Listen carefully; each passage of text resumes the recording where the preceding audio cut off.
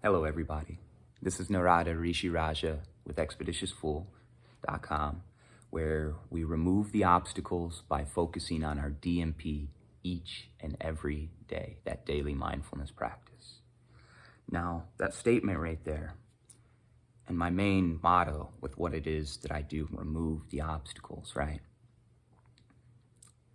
The interesting thing is the people that I trigger almost the most, especially in my area. I don't know about around the world because I work with clients from around the world. But in my area specifically, I've met a lot of resistance with this because there's a big movement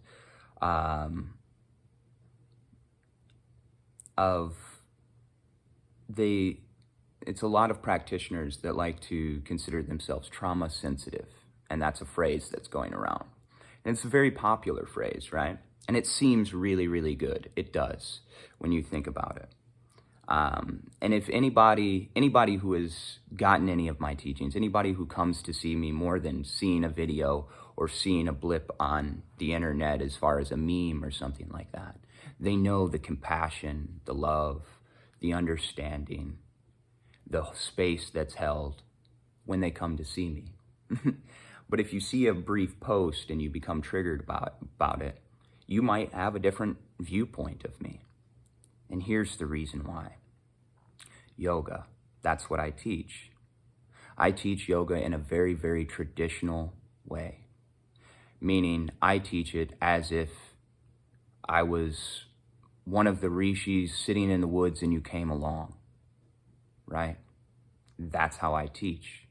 Why? Because what we have today across the board for yoga, including a lot of your yoga actually almost every single 200-hour yoga certification does not require you to understand yoga, right? And that includes over in India, etc. It's turned into a moneymaker. They've lost their Brahmin quality. They have become corrupt. It's a flexibility class. And flexibility is okay. It is, but it should be called that. Yoga means union. Union with God source consciousness. That's what it means. That's where healing happens. Anything slight of that will still be more suffering. This is laid out in all of the Vedic scriptures. It's laid out in all of the yogic scriptures, except you have to actually study the stuff, not just go to a yoga class, not take a meditation teacher certification class and think that you know how to teach meditation. That's not the way it goes. Because if you're teaching meditation, yet you're still under the guise of trauma sensitive, then you're giving a whole lot of importance to that trauma, right? And yes, we have to acknowledge it. We have to acknowledge what's going on in the inside. But if we give too much importance to any thought, then we don't understand our brain. We don't understand our system.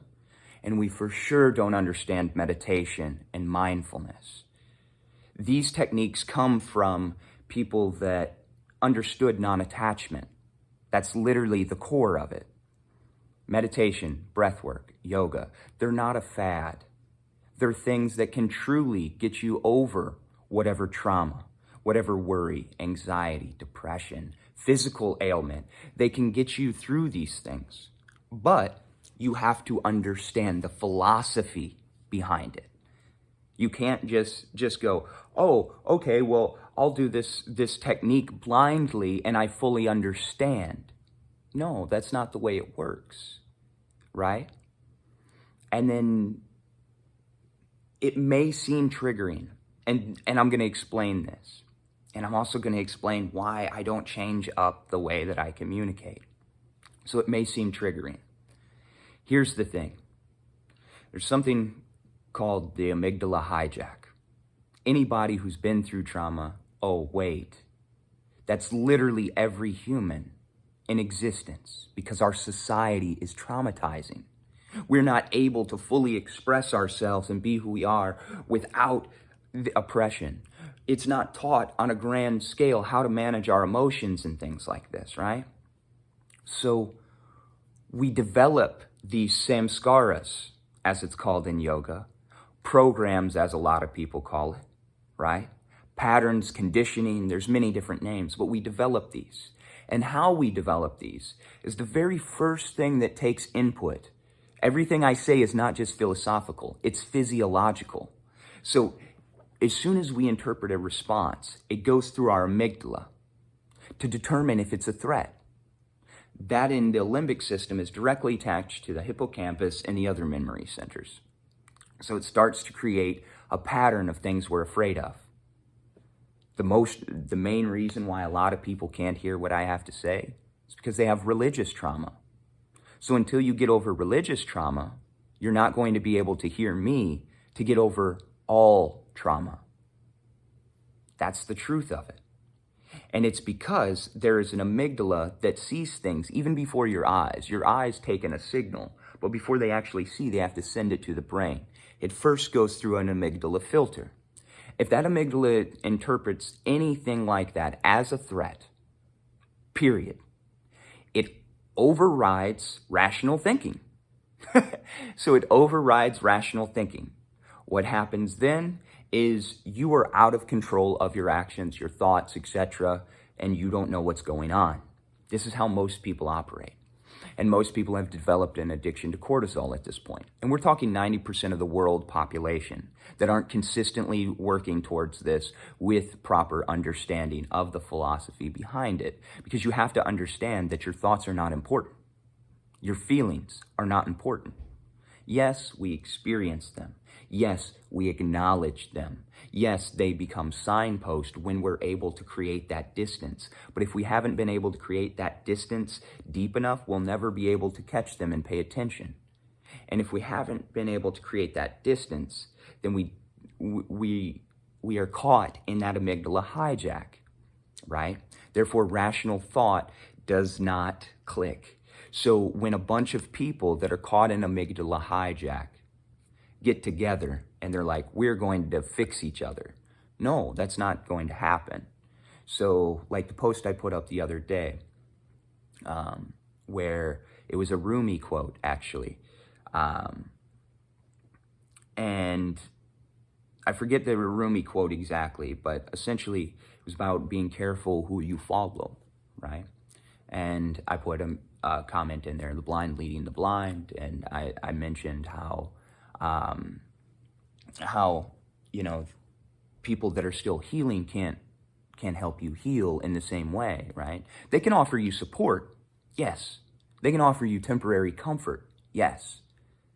But getting over trauma, if they're still caught in trauma, if they haven't figured out how to transcend trauma, right? If they're really conscientious about being trauma sensitive, giving it all kinds of importance that doesn't exist, then that person can't teach you how to get over it. Yes, they can give you a hug. And that can feel good in the moment. But they will not be able to help you transcend your trauma. So that's the work that I do. I do so because I learned how to do it. Spent 18 years in this field. You could have asked me 8 years ago and I would have sounded like most of the people here. I would have been like, you know what? I know all of this. I didn't. I didn't know any of it. I didn't truly get it. I wasn't on the other side of trauma. And yes, I was trying to help people. But the situation we have to look at is, where is our area of expertise? And that's all I'm saying. You know, if you've felt offended, if you're a practitioner or something like that, just look at where your area of expertise and really hone in on that. If you say it's mindfulness, but you don't understand non-attachment, it's not mindfulness. Because you haven't become an expert in that field yet. Because that's rooted in non-attachment. So you can't build up these thoughts and build up these feelings of having so much importance and still understand mindfulness, yoga, breath work, meditation, any of these skills. That's not the case. It's actually an exact opposition to. And that's why when I see mindfulness practitioners talking about the trauma sensitive, no, we just need to get it clear. Trauma doesn't exist. What exists are some situations that people interpreted as negative and they decided to hang on to it. When we decide to hang on to it, it becomes trauma. The more we tiptoe around and dance around that, then what happens is people stay in trauma. It becomes enabling. A friend that tells you the truth versus makes you feel temporarily comfortable is your true friend. That's what I'm talking about. No, I may not offer, the best temporary comfort, because I'm not here for your temporary comfort. I'm here to offer everybody that actually wants to transcend suffering, everybody that's tired of feeling that lonely pit inside, everybody that wants to rise to highest height of grace on this planet. That's what I'm here to teach. And yeah, it's not for everyone. I get it. But when you're done suffering, when you're tired of it, because that's what had to happen to me. After countless suicidal ideations, suicide attempts, suicidal ideations from the time I was 8 into my 30s, right? I know what you mean by trauma. I know what you mean by sadness, anxiety. Fibromyalgia used to be throughout this entire body. Now it doesn't exist in here. I know what you mean by pain. I know all of these things. And I've gotten to the other side, which is why I can stand confidently, time and time again, even when it's not the popular voice, and speak the truth, because this truth, I would have loved to have heard when I was struggling. This truth has helped thousands of people from these lips, let alone the countless people since time immemorial that these teachings have been taught. This is the perennial philosophy that I teach. No, it's not always popular by the masses. And I'm not here for that. I'm here to help. I'm here to help those that want help. So if you get triggered by my post, by all means, please come have a conversation with me. Because chances are the very complex subject that we're talking about that triggered you, it was not able to be explained in a short video or a very, very small meme blip. The videos and the meme blips are for people that have already taken my teachings, for people that have already went to my trainings, for people who have already developed rapport with me. If you have not, then I encourage you to do so before you attack, before you make a judgment, because I do not judge any. I do not judge you. We are all one. Yes, you're holding up a different aspect, and hold it up as high as you want, and I will hold mine. And together we can all sing the song, and it becomes a perfect symphony of harmony. But it requires everybody authentically being exactly where they're at. And I only call to those that authentically want to transcend their suffering, not those that want to sit in it. Those that want to sit in it will go to an enabler facilitator, absolutely.